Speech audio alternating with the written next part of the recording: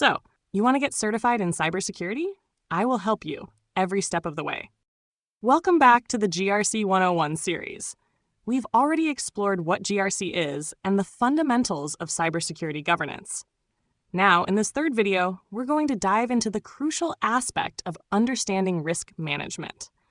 This video will break down the core concepts of risk management and explain its vital role within the broader GRC framework, especially in the context of cybersecurity.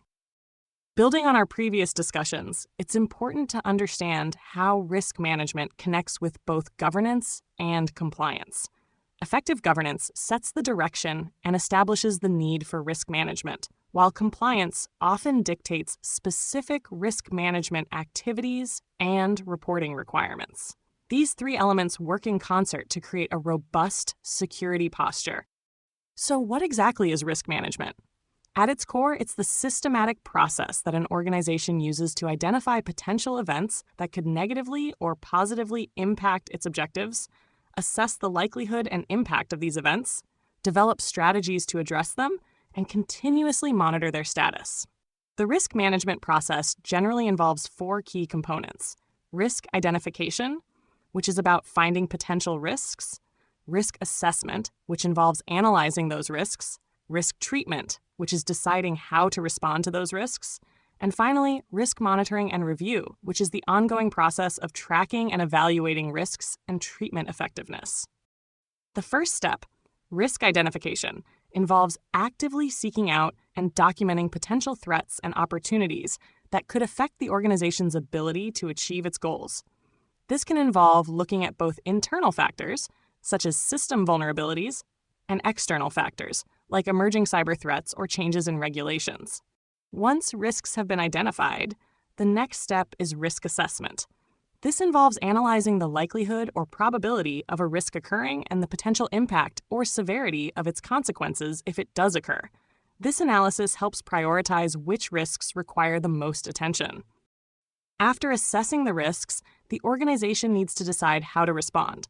There are several common risk treatment options: acceptance, where you acknowledge the risk and decide to take no action; avoidance, where you eliminate the activity causing the risk; mitigation, where you implement controls to reduce the likelihood or impact of the risk; and transfer, often through insurance, where you shift the financial burden of the risk to a third party. Risk management is not a one-time activity. Risk monitoring and review are crucial for continuously tracking identified risks, evaluating the effectiveness of the implemented treatment plans, and identifying any new or emerging risks that may arise over time. This ongoing vigilance ensures that the organization's risk management strategies remain relevant and effective. Why is a strong understanding of risk management so crucial in the realm of cybersecurity?